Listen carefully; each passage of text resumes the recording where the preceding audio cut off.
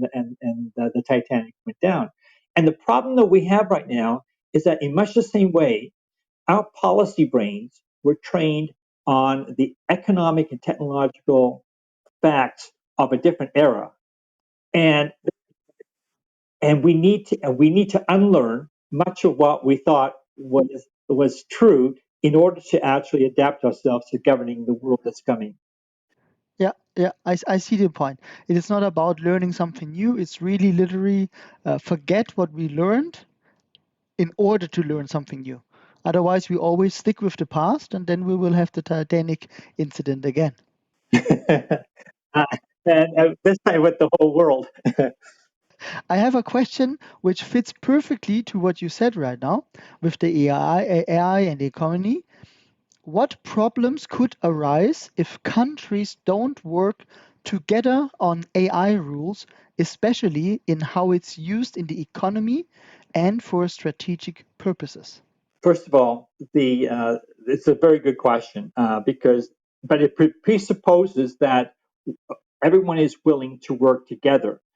Whereas, of course, a new technology generates supernormal profits for the first successful mover.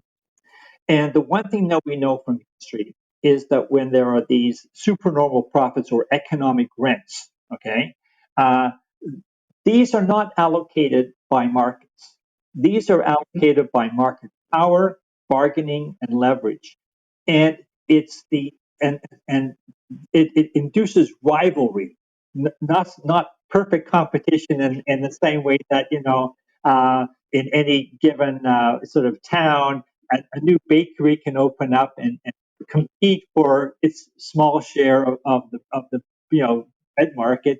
In this case, you're talking about massive amounts of money which are at stake, and so what you've seen is look at Mario Draghi proposed 800 billion euros as an industrial policy to make sure that Europe was able to have captures a slice of the action. The American Chips Act and the Inflation Reduction Act deployed hundreds of billions of dollars towards capturing leadership positions in this economy. And China, of course, with its Made in China 2025 and AI 2030 strategy, and the has unleashed essentially unlimited support for its own programs